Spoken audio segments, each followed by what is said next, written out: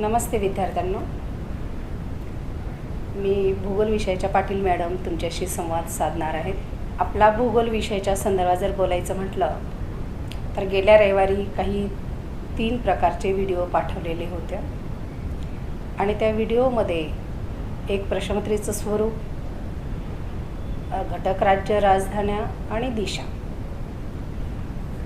तुम्ही वाचन केलं असाल, थोडंफार समजलंही असेल, कदाचित समजलंही नसेल, म्हणूनच मी त्या संदर्भात चर्चा करणार आहे. सुरुवातीला मी सांगेन की भूगोल हा विषय 40 मार्काचा आहे. आपला या भूगोल विषयामध्ये आपल्याला 2 देश दिलेले आहेत. 2 देशांचा विचार करायचा आहे या अभ्यासक्रमामध्ये. 10वीच्या भूगोल विषयामध्ये 2 ब्राझील आणि भारत असे 2 देशाचा विचार आपल्याला करावा लागणार आहे. फक्त एका देशाचा विचार करून चालणार नाही. आणि त्यामुळे जे प्रश्नपत्रिकेचं स्वरूप जे दिलेलं आहे, त्या प्रश्नपत्रिका जर आपल्याला कळली तर आपल्याला व्यवस्थित त्याचा अभ्यास करता येतो. त्यासाठी आपण या प्रश्नपत्रिकेच्या संदर्भात चर्चा करणार आहोत.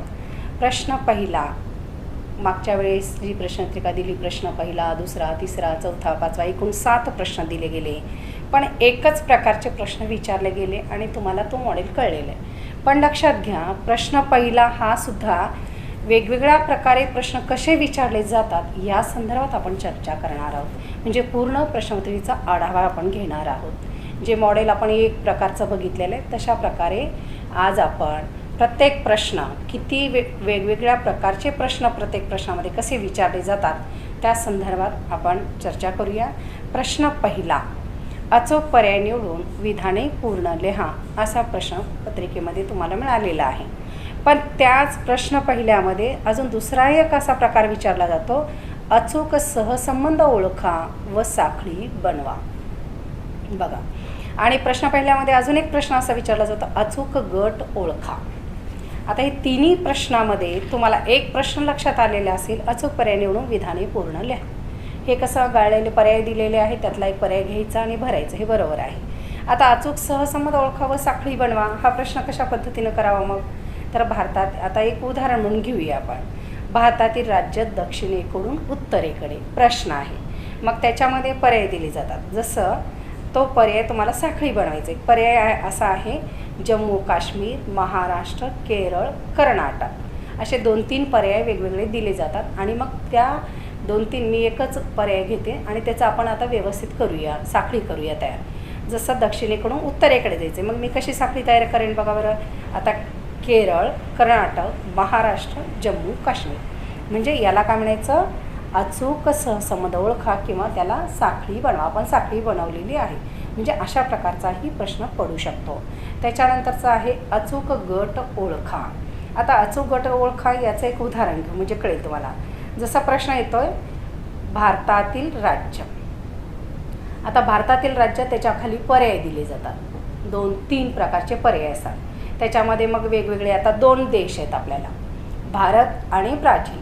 त्याच्यामध्ये महाराष्ट्र, गुजरात, आमापा, लक्षात आलं तुम्हाला, एक पर्याय. दुसरं आहे अलागवास, केरळ, मध्य प्रदेश, हा एक आला. आणि तिसरा पर्याय मध्य प्रदेश, सिक्कीम, तेलंगणा. मग अचूक गट ओळखा असं म्हटलेलं आहे प्रश्न. म्हणजेच आपल्याला लक्षात येतं की कारण आपल्या भारतातील राज्य ओळखायचे आहेत, म्हणजे 3 एका ओळीमध्ये किंवा एका पर्यायामध्ये 3ही घटक राज्य आपल्या भारताचे जर आले असतील तर ते गट अचूक गट म्हणून ओळखला जातो. म्हणजे लक्षात आलं तुमच्या की जसं मध्य प्रदेश, सिक्कीम, तेलंगणा हे भारतातील राज्य आहेत. मग तुम्हाला तो पर्याय कळलेला आहे. म्हणजे अजून आपण शिकलेलं नाही तरीही तुम्हाला एक उदाहरण म्हणून देते, जेणेकरून हा प्रश्न कशा पद्धतीनं विचारला जातो यासाठी. आलं लक्षात तुम्हाला? म्हणजे प्रश्न पहिल्यामध्ये किती प्रकारचे प्रश्न विचारले गेले? 3 प्रकारचे. आणि मागच्या रविवारी तुम्हाला टाकलं गेलं तो कसा होता, फक्त एकच प्रश्न विचारलेला होता. म्हणजे एक स्वरूप दिलं होतं की प्रश्नपत्रिकेचा आराखडा असा. मग परीक्षेला बोर्डाच्या आपल्या 3पैकी एक प्रश्न कोणताही विचारला जातो. त्यासाठी आपल्याला 3 प्रश्नांची तयारी आपल्याला सुरुवातीपासून करावी लागेल. कारण अभ्यासक्रम घेण्या अगोदर प्रश्नपत्रिकेचं स्वरूप जर कळलं तर आपल्याला अभ्यास करताना व्यवस्थित लक्षात येतं की अशा प्रकारचे ही प्रश्न विचारले जातात. म्हणून आपण प्रश्नपत्रिका पूर्णपणे व्यवस्थित समजावून घेणार आहोत. सगळ्यांनी लिहून पण घ्यायचं आहे सांगत असताना लक्षात घ्या, पेन वही घ्या आणि लिहून घ्या. पहिला प्रश्न कोणत्या प्रकारचा आहे, किती प्रकारे प्रश्न विचारलेले आहेत आणि किती मार्कासाठी आहेत. जसं पहिला प्रश्न अचूक पर्याय निवडून विधाने पूर्ण लिहा. त्याच्यातला दुसरा प्रकार विचारला जातो अचूक सहसंबंध ओळखा व साखळी बनवा. आणि त्याच्यातच तिसरा अचूक गट ओळखा. हा प्रश्न पहिला झाला. याला गुण किती दिलेले आहेत 4. आता त्यानंतर आपण प्रश्न दुसरा या प्रकाराकडे वळणार आहोत. योग्य जोड्या जुळवा. हे पण आपण गेल्या वेळेसच्या प्रश्नपत्रिकेमध्ये आलेलं आहे. त्यामध्ये फक्त एक प्रश्न आला. आता त्याच्यामध्ये कोणते प्रकार आहेत बघूया. जसं प्रश्न दुसरा घेतला मी आता, त्याच्यामध्ये पहिला योग्य जोड्या जुळवा असा तरी विचारला जातो किंवा दुसरा असा विचारला जातो वेगळा घटक ओळखा. आता योग्य जोड्या लावा हे तर तुम्हाला कळलेलं आहे. अ गट ब गट, त्यातल्या अ गटातल्या जोड्या ब गटामध्ये आपल्याला भेटतात. आपण त्याच्यातलं बघून ते सोडवू शकतो, त्याला बाण करून आपण ते उत्तर लिहू शकतो. ही कल्पना आहे. आता हा प्रश्न कसा विचारला गेला आहे त्याच्यात हे तरी विचारलं जातं नाही तर दुसरा कोणता आता वेगळा घटक ओळखा. वेगळा घटक ओळखा म्हणजे काय बघा बरं. प्रश्नाचं स्वरूप कसं एखादं उदाहरण काही एक प्रश्नांची घेऊ आपण. वेगळा घटक ओळखा. भारताशेजारील देश. बघा भारताशेजारील देश असा प्रश्न येईल आणि त्याच्या खाली पर्याय येतील. कारण प्रश्न काय वेगळा घटक ओळखा. आता पर्याय कसे आहेत? नेपाळ, भूटान, पाकिस्तान, सुरिनाम. मग आता वेगळा घटक कोणता येऊ शकतो? भारतातले ते देश आपल्याला गाळायचे, तिन्ही गेले भारतातले. सुरिनाम हे वेगळा घटक आपल्याला पाहायला मिळतं म्हणून याचं उत्तर काय येईल? सुरिनाम. म्हणजे लक्षात आलं वेगळा घटक कोणता असा प्रश्न येऊ शकतो. त्याच्यानंतर प्रश्न दुसऱ्यामधलं तिसरं प्रकार आहे विधानाचा योग्य क्रम लावा. म्हणजे हाही भाग तुम्हाला या ठिकाणी एखादं उदाहरण दिलं जातं, त्याच्याखाली पर्याय दिले जातात, ते क्रम व्यवस्थित लावणे. ठीक आहे. त्याच्यानंतर आहे साखळी पूर्ण करा. साखळी पूर्ण करा या प्रश्नाचं सुद्धा या ठिकाणी कशा पद्धतीने केलं जातं लक्षात आलं. आपण पाहिलेलंच आहे. सगळ्याचे उदाहरण घेणार नाही मी. हाही प्रश्न त्याच्यामध्ये आहे. त्याच्यानंतर त्या प्रश्न दुसऱ्यामध्येच प्रकार आहे चुकीची जोडी ओळखा. चुकीची जोडी ओळखा म्हणजे आता त्याचं एखादं वाटल्यास ठीक आहे उदाहरण घेऊ लगेच. भारतात असे प्रश्न येतात. भारतातील उत्तर भागात, पश्चिम भागात आणि भारतातील पूर्व भागात याच्या पुढे पर्याय दिले जातात. आता भारतातील उत्तर भागात हिमाचल प्रदेश, पश्चिम भागात राजस्थान, भारतातील पूर्व भागात महाराष्ट्र. आता चुकीची जोडी ओळखा. मला सांगा याच्यातली चुकीची जोडी कोणती आहे? मग आपल्या सर्वांच्या लक्षात आलं असेल भारतातील पूर्व भागात महाराष्ट्र ही चुकीची जोडी आहे. कारण का? महाराष्ट्र कोणत्या दिशेला आहे? आपल्या भारताच्या पश्चिम दिशेला. म्हणून ही जोडी कोणत्या प्रकारची आहे? चुकीची जोडी म्हणून ओळखली जाते. म्हणजे तुमच्या लक्षात आलं असेल. म्हणजे अशा प्रकारे वेगवेगळ्या प्रकारचे प्रश्न आपल्या परीक्षेला विचारले जातात. म्हणून आपल्याला हे सगळे प्रश्नांची तयारी करावी लागेल. त्यालाही गुण किती आहेत? 4. लक्षात आलं. प्रश्न दुसऱ्यामध्ये एकूण प्रकार किती आहेत प्रश्नांचे? 5 प्रकार आहेत. पहिला आहे योग्य जोड्या जुळवा. दुसरा आहे वेगळा घटक ओळखा. तिसरा आहे विधानाचा योग्य क्रम लावा. चौथा आहे साखळी पूर्ण करा. आणि 5वा आहे चुकीची जोडी ओळखा. या प्रकारापैकी एक प्रश्न आपल्या बोर्डासाठी विचारला जातं किंवा शाळेमध्ये सुद्धा आपले सराव परीक्षा होतात त्याच्यामध्येही वेगवेगळ्या प्रकारचे प्रश्न तुमच्याकडून सोडून घेतले जातात. एकूण अशा प्रकारचे प्रश्नपत्रिकेमध्ये आपल्याला प्रकाराचाही विचार करावा लागतो. प्रश्न दुसरा किती मार्काचा झाला? 4 मार्काचा. पहिला किती मार्काचा? 4. दुसरा 4. आता आपण कुठल्या प्रश्नाकडे वळणार आहोत? तिसऱ्या प्रश्नाकडे वळणार आहोत. प्रश्न तिसरा आहे एका वाक्यात उत्तरे लिहा. हे पण तुम्हाला स्वरूपमध्ये दिलेलं मागच्या वेळेस आहे. त्याच्यामध्ये 5 पैकी 4 सोडवायचे आहेत. चर्चा झाली नाही, आपण आता ते बघूया. ते एका वाक्याचे उत्तर लिहिता येतात तुम्हाला. आता त्याच्यामध्ये परत प्रकार दिलेले आहेत. कोणत्या प्रकारचे प्रश्न आहेत बघा. एका वाक्यात उत्तर लिहा हे एक झाला. दुसरा आहे नावे द्या. तिसरा आहे चुकी बरोबर सांगा. चौथा आहे विधानावरून प्रकार ओळखा. 5वा आहे फरक स्पष्ट करा. 6वा आहे टिपा लिहा. बघा प्रश्न तिसऱ्यामध्ये 6 प्रकारचे प्रश्न विचारले जाणार आहेत. आता त्याच्यामध्ये नावे द्या हा प्रश्न वेगळा आहे, लक्षात घ्या. नावे द्या म्हणजे प्रश्न कसा येऊ शकतो बरं? आता उदाहरण आहे भारतातील कोणतेही 4 राज्य, मग त्याचे नावे लिहायचे आहेत आपल्याला. महाराष्ट्र, गुजरात, मणिपूर, राजस्थान हे 4 नावं झाली. कोणतेही आपल्याला किती नावं लिहायचे आहेत लक्षात घ्या? 4 नावं लिहायचे आहेत. कारण प्रश्न काय दिलं आहे, भारतातील कोणतेही 4 राज्य सांगा. आपल्याला ते सांगता राज्य लिहा, तर आपल्याला ते लिहावं लागते, म्हणजे नावं देण्याचं काम करावं लागेल. म्हणजे अशा पद्धतीनं नावे देण्याचा प्रश्न. त्याच्यानंतर चुकी बरोबर सांगा. आपल्याला माहिती आहे, लक्षात घ्या, चुकी बरोबर हे प्रश्न तिथं आपल्याला दिलं जातं प्रश्नपत्रिकेमध्ये. आणि मग ते चूक असेल तर चूक लिहायचं आहे, बरोबर असेल तर बरोबर लिहायचं आहे, एवढंच सांगायचं आहे. आपल्याला त्याला काही पर्याय वगैरे सांगायची गरज नाही. म्हणजे चूक असेल तर चूक, बरोबर असेल तर बरोबर. ठीक आहे. ते पण किती येणार आहेत प्रश्न? 5. त्यापैकी किती सोडायचे? 4. त्याच्यानंतर विधानावरून प्रकार ओळखा. 5 पैकी ते पण किती सोडायचे? 4. त्याच्यानंतर जर बघितलं, लक्षात घ्या, फरक स्पष्ट करा त्यातलाच. आता फरक स्पष्ट करा आपल्या सर्वांनाच माहीत आहे, लक्षात घ्या, की दोन्हीतला फरक. आता उदाहरण, भारत आणि ब्राझील. कारण आपल्या भारताच्या पुस्तकामध्ये, आपल्या 10वीच्या पुस्तकामध्ये काय दिलेलं आहे की भारत आणि ब्राझील पाठ्यपुस्तकच 2 देशांनी तयार केलेलं आहे. दोन्ही देशाची तुलना आहे आपल्या पुस्तकामध्ये. तुलनात्मक दृष्टिकोनातून आपण भारताचा मानवी भूगोल शिकणार आहोत, लक्षात घ्या. आणि त्याच्यामुळे या ठिकाणी फरक स्पष्ट करा असा प्रश्न आलेला आहे. आता मग उदाहरण आपण घेऊया, भारत आणि ब्राझील. मग याच्यातला आपण सांगू शकतो भारत कोणत्या गोलार्धात आहे, ब्राझील कोणत्या गोलार्धात. ठीक आहे, फरक स्पष्ट करा. त्याच्यानंतर प्रश्न 3मधलं शेवटचा टिपा लिहा प्रश्न प्रकार आहे.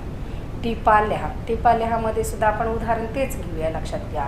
भारताचे स्थान, ब्राझीलचे स्थान विस्तार, म्हणजे स्थान विस्तार असं घेऊया. म्हणजे टिपा लिहामध्ये सुद्धा आपण घेऊ शकतो. किंवा भारतातील आपल्याला असंही घेता येईल, उद्योगधंदे, ब्राझीलचे उद्योगधंदे असतील. म्हणजे कुठलाही टिपा लिहासाठी असा प्रश्न येऊ शकतो. 3 दिले जातात, त्यापैकी 2 सोडायचे. गुण किती आहेत? 4. म्हणजे एकंदरीत प्रश्न 3मध्ये गुण किती झाले आपले? 4. म्हणजे तुमच्या लक्षात आलं असेल, एकूण आपण प्रश्न 3पर्यंत पोहोचलेले आहोत. म्हणजे संपलेला आहे प्रश्न 1, 2 आणि 3. या तिन्ही प्रश्नामध्ये वेगवेगळ्या प्रकारचे प्रश्न वेगवेगळ्या परीक्षेत विचारले जातात. बोर्डाला यापैकीच एक कुठलाही प्रश्न एक विचारले जातात. त्यासाठी आपल्याला सगळ्या प्रश्नांची तयारी आपल्याला करावी लागेल. त्याच्यानंतर आपण 4थ्या प्रश्नाकडे वळणार आहोत. प्रश्न 4 अ. याच्यामध्ये प्रश्न असा आहे, लक्षात घ्या, नकाशा आराखड्यात माहिती भरा व सूची तयार करा. आपल्या सर्वांनाच कल्पना आहे, आपण 9वीला सुद्धा अशा पद्धतीनं नकाशाचा आराखडा भरलेला आहोत. आता उदाहरण आहे, इथं कसं आहे, लक्षात घ्या, 2 नकाशे आपल्याला अवलंब करावे लागतील. आता एक नकाशा आराखडा उदाहरण घेऊया. भारताचा नकाशा आराखडा आला भरण्यासाठी म्हणजे तुम्हाला एक नकाशाचा आराखडा शाळेमध्ये सरावाच्या परीक्षेच्या वेळेस पण मिळतो, बोर्डालाही बोर्डातून मिळतो. आणि त्या नकाशामध्ये तुम्हाला खाली त्याच्या नावं दिली जातात. उदाहरण भारताचं घेतलं आहे आपण, भारतातले काही 6 नावं दिली जातात. उदाहरण घेऊया. उदाहरण जर बघितलं तर समजा राज्य असतील किंवा एखादी नदी असेल. ठीक आहे, गोदावरी नदी असेल किंवा एखादं बेट असेल, अंदमान निकोबार बेट असेल, एखादं राज्य असेल, पश्चिम बंगाल राज्य असेल, एखादी राजधानी असेल, मुंबई शहर घ्या, राजधानी मुंबई घ्या महाराष्ट्राची. म्हणजे अशा पद्धतीने शहरं घ्या कुठलेही. म्हणजे हे असे की कुठलेही 4-6 नावं येतील आणि ते 6 नावं आल्यानंतर ते आपल्याला कुठं भरायचे आहेत? त्या आराखड्यात. भारताच्या नावं नुसतं भरायचे आहेत का? नाही, त्याचं सांकेतिक चिन्ह पण द्यायचं आहे आणि ते नाव पण लिहायचं आहे. आणि खाली काय करायचं आहे? परत आपल्याला सूची तयार करणे. हे पूर्ण जर केला तरच तुम्हाला 4 गुण मिळणार आहेत. कारण एकूण किती लिहायचे? 4. दिले किती जाणार असतात? 6. 6च्या 6 जरी लिहिला तरी काही फरक पडत नाही. म्हणजे अशा पद्धतीने 4 मार्काचा तुम्हाला प्रश्न विचारला जाणार आहे. म्हणजे सूची तयार करणं, सांकेतिक चिन्ह, ही सगळ्या बाबी तुम्हाला व्यवस्थित कराव्या लागतील. परत आपण त्या सगळ्या समजून बाबी घेणार आहोत. कदाचित तुम्हाला 9वीचं जर आठवण आहेच आहे, ते सगळं लक्षात ठेवून तुम्ही ते करणार आहात. त्याच्यानंतर प्रश्न 4 आ. नकाशा वाचन करून त्याखालील प्रश्नांची उत्तरे लिहा. तिथंसुद्धा प्रश्न दिले जातात 5, त्यापैकी 4 सोडवायचे असतात. आणि मग खालील, आता वरती आपण भारत घेतला असेल तर खाली काय येऊ शकतं? ब्राझील येऊ शकतं. लक्षातच ठेवायचं. हे दोन्ही नकाशाचा भाग आपल्या परीक्षेला येणार असतो. सगळ्यात महत्त्वाचं, एक आराखडा भारताचा जर विचारला असेल तर खाली ब्राझील येईल आणि खाली भारत विचारला असेल तर वर काय येऊ शकतं? ब्राझील खाली असेल तर वर भारत, आणि वर भारत विचारला असेल तर खाली ब्राझील. अशा पद्धतीचं स्वरूप आहे, लक्षात घ्या. आता नकाशा वाचन करून त्याखाली प्रश्नांची उत्तरे लिहा. कारण आपण वर भारत घेतलं आहे, खाली काय येईल आता ब्राझील देश येईल. मग ब्राझील देशावर काय येईल, एखादा कुठला तरी नकाशा येईल ब्राझीलवर, कुठल्याही प्रकार उद्योगधंद्याचा असेल, तिथला कुठला काय असेल किंवा त्या प्राकृतिक रचनेचा असेल, लक्षात घ्या. तो नकाशा येईल, त्याच्याखाली प्रश्न येतील, त्या प्रश्नांची उत्तरं त्या नकाशावरून आपल्याला शोधायचे असतात. आणि हे किती मार्काचं प्रश्न असेल, लक्षात घ्या, 4 मार्काचं. म्हणजे अशा पद्धतीनं नकाशावर प्रश्न असू शकतील. त्यानंतर आपण या प्रश्नपत्रिके स्वरूपमधला 5वा प्रश्नाकडे आपण जाणार आहोत. 5वा प्रश्न आहे भौगोलिक कारणे लिहा. एकूण प्रश्न 4 येतील, त्यापैकी 2 सोडवायचे आहेत. गुण आहेत त्याला 6 गुण आहेत. लक्षात घ्या की 4 पैकी 2, मग ते कमीत कमी 3 मुद्दे असं म्हटलं जातं, पण आपण 5-6 मुद्दे त्याच्यामध्ये स्पष्ट करणार आहोत. त्यानंतर आहे प्रश्न 6वा अ. हा प्रश्न थोडासा वेगळा नक्कीच पाहायला मिळेल. प्रश्न कसा आहे बघा, दिलेल्या माहितीच्या आधारे आलेख काढा व त्याखालील प्रश्नांची उत्तरे लिहा. नीट लक्षात घ्यायचं आहे आपल्याला. आलेख काढण्यासाठी सांकेतिक माहिती ही दिली जाणारच असते, तिथं दिली जाते प्रश्नपत्रिकेमध्ये, आणि त्याच्यानुसार तुम्हाला आलेख काढायचा असतो. आलेख काढल्यानंतर त्याच्याखाली 3 प्रश्न असतात, त्या प्रश्नांची उत्तरं त्या आलेखावरूनच तुम्हाला ते लिहायचे असतात. म्हणजे त्याला 3 मार्क त्या प्रश्नाला आहेत आणि 3 मार्क आलेखाला. एकूण किती गुण आहेत, प्रश्न 6वा अ ला 6 गुण आहेत.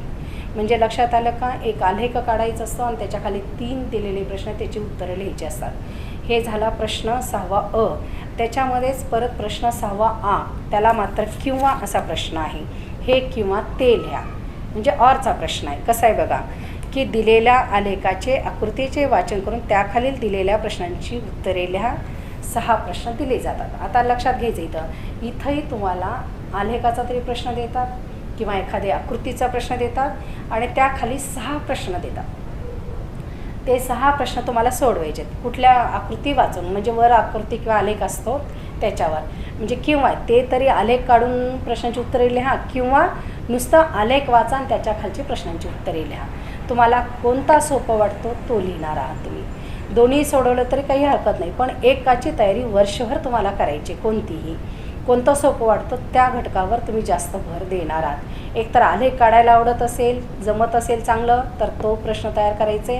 नसेल, आलेखावरचे प्रश्नांची उत्तरं व्यवस्थित लिहिता येत असतील तर तो प्रश्न तयार करणार आहात. दोन्ही तुम्हाला सोपं जाणार आहेच आहे, पण त्याच्या अगोदर तुम्ही ठरवायचं की आपल्याला हे करायचं आहे किंवा हे करायचं आहे, जेणेकरून त्याचा खूप फायदा तुम्हाला होऊ शकतो.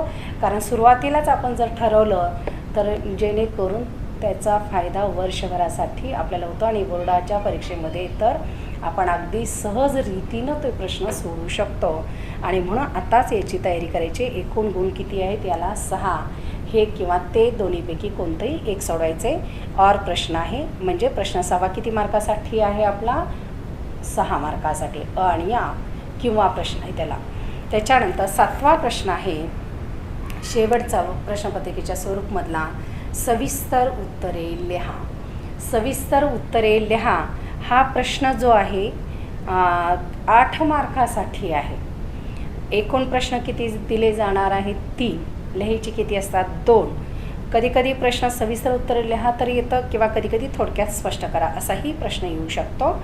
त्यामुळं तुम्हाला या प्रश्नामध्ये उत्तरं मात्र विस्तारित लिहावे लागतील, 8-9 मुद्दे लिहावे लागतील. आणि विशेष म्हणजे या प्रश्नामध्ये तुम्हाला टेन्सिलचा वापर करणं आवश्यक आहे. भारत आणि ब्राझील टेन्सिलचा वापर. टेन्सिल बाजारामध्ये आपल्याला मिळतं, ते घ्यायचं आणि त्याचं आराखडा काढणे. उत्तर जेव्हा आपल्याला प्रश्न विचारला जातं त्याच्यानुसार ते काढायचे आपल्याला. प्रश्नपत्रिकेच्यामध्ये प्रश्न जसे पडतील त्याच्यावरून ब्राझील देशाच्या संदर्भात किंवा भारताच्या संदर्भात प्रश्न त्याला अनुसरून असेल तर टेन्सिलचा उपयोग करून आपल्याला ते काढायचं आहे. कारण टेन्सिलला 1 गुण दिलं जाणार आहे आणि स्पष्टीकरणला असे 3 मार्क मिळणार आहेत. एकूण किती मार्क मिळणार तुम्हाला, 4. म्हणजे प्रश्न किती सोडायचे, 2. म्हणजे 8 मार्काचा तो प्रश्न आहे. म्हणजे याच्यावरून तुमच्या लक्षात आलं असेल की प्रश्नपत्रिकेचं स्वरूप आपल्या अशा वेगवेगळ्या प्रश्नांनी तयार झालेलं आहे, जेणेकरून आपण पूर्णपणे ही प्रश्नपत्रिका सांगत असताना लिहून घेतला असाल किंवा गेल्या वेळेस एक मॉडेल म्हणून तुम्हाला दिलेलं आहे, ते सुद्धा तुम्ही अभ्यास केला तरी चालेल. पण त्याच्यामध्ये कोणकोणते प्रकारचे प्रश्न आहेत याची जर नोंद केली असाल तर खूप चांगलं राहू शकेल, कारण तुम्हाला कळेल. कारण आपल्या पाठ्यपुस्तकामध्ये अनेक वेगवेगळ्या प्रकारचे प्रश्न विचारले गेलेले आहेत. अभ्यास करत असताना आपल्याला असं लक्षात येतं की हे प्रश्न कुठे विचारले जाणार आहेत, कळलं नसतं. त्यामुळं आपण या संदर्भात चर्चा केलेली आहे, जेणेकरून तुम्हाला कळलेलं आहे की प्रश्न पहिल्यामध्ये कसे प्रकारचे प्रश्न आहेत, किती प्रकारचे, 3 प्रकारचे प्रश्न. दुसऱ्यामध्ये किती प्रकारचे, 5 प्रकारे प्रश्न विचारले जाणार आहेत. आणि प्रश्न तिसऱ्यामध्ये जवळजवळ 6 प्रकारचे प्रश्न विचारले जाणार आहेत. आणि बाकी 4, 5, 6, 7 याच्यामध्ये मात्र एक प्रकारचेच प्रश्न विचारले जाणार आहेत. म्हणजे एकूण गुण किती आहेत, 40. म्हणजे अशा प्रकारचे प्रश्नपत्रिकेचं स्वरूप आहे. जेणेकरून तुम्ही जर व्यवस्थित याचा अभ्यास केलात प्रश्नपत्रिकेचं, म्हणजे कशा पद्धतीचं प्रश्न आहे म्हणून, तर तुमचा अभ्यास व्यवस्थित नियोजनबद्ध होऊ शकतं. यासाठी आपण या संदर्भात चर्चा केलेली आहे. तुम्हाला बराचसा भाग लक्षात आला असेल. त्याचबरोबर आपण गेल्या वेळेस असा एक व्हिडिओ पाठवला होता की घटक राज्य आणि राजधान्या. लक्षात घ्यायचं आहे आपल्याला, भारतातील घटक राज्य किती आणि राजधान्या किती. तर एकच भारताचा विचार करून चालणार आहे का, नाही. पण आपण एकच घेतलेला आहे, कारण भारताचं आपल्याला थोडं सोपं जातं म्हणून तुम्हाला दिलेलं आहे.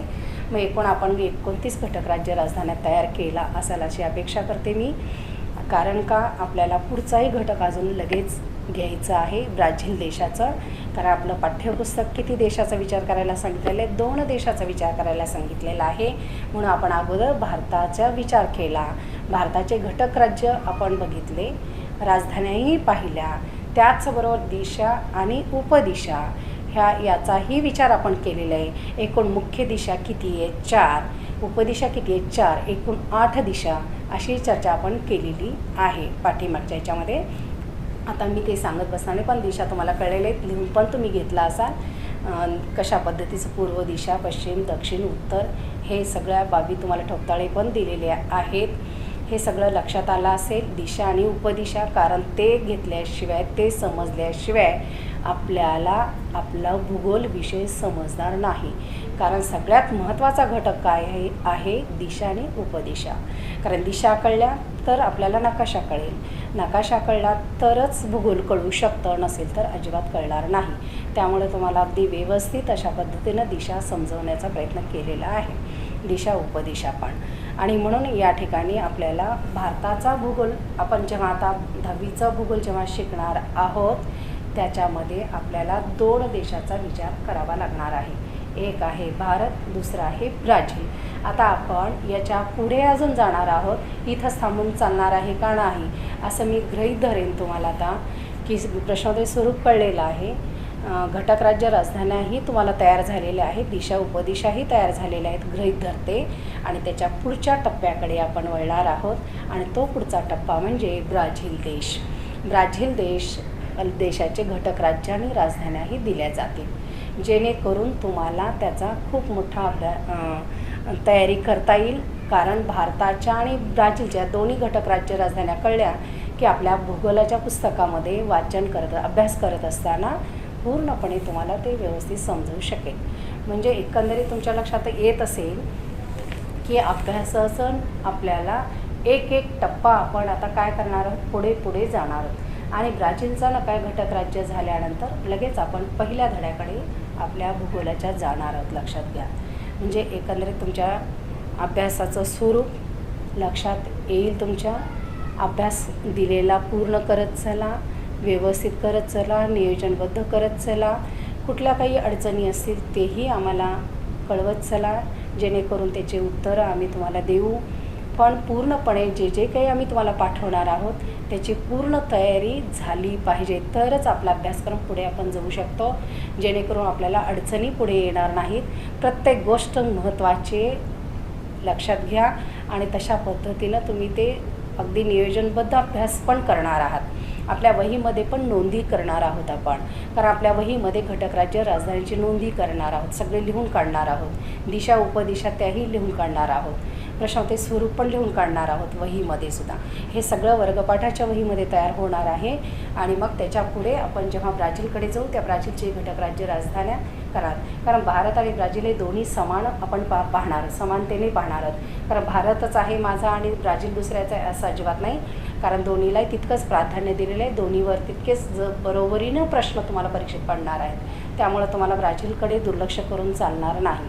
म्हणून ब्राझील आणि भारत हे दोन्ही देश तितकेच महत्त्वाचे आहेत, लक्षात घ्या. जेणेकरून आपल्याला अभ्यास करत असताना दोन्ही देशांचा विचार आपल्याला करायचा आहे. म्हणजेच तुम्ही भारताचाही आराखडा वाचून घ्या आणि ब्राझील देशाचाही आराखडा वाचून घ्या, नकाशे वाचून घ्या, जेणेकरून घटक राज्य राजधान्या कुठं कोणतं राज्य आहे ते पाहून घ्या. तुम्हाला पाठवलेलं तर आहेच आहे, दिलेलं तर आहेच आहे, पण नकाशा पाठ्यपुस्तकातलं उघडा, त्याच्यामध्ये वाचन करा. नकाशा आणता आला तर घरी बघा, नसेल आता सध्याला जमणार नाही, फक्त पाठ्यपुस्तकामध्येच नकाशे वाचा आणि विशेष म्हणजे भरण्याचाही प्रयत्न करा. सगळ्यात महत्त्वाचं भारताचा आराखडा नकाशा घ्या आणि त्याच्यामध्ये घटक राज्य राजधान्या भरा दिलेल्या. त्याच्यानंतर आता ब्राझीलचं पण तुम्ही भरणार आहात. घटक राज्य आणि राजधान्या हे सगळ्या बाबी तुम्ही तयार करणार आहात. ह्या 8 दिवसामध्ये तुमचा व्यवस्थित भूगोलाची एवढी इथंपर्यंत तयारी झाली पाहिजे, जेणेकरून आपण पुढच्या तासामध्ये पुढच्या धड्याकडे आपण वळणार आहोत. ठीक आहे, इथंच मी थांबते. घरी राहा, सुरक्षित राहा.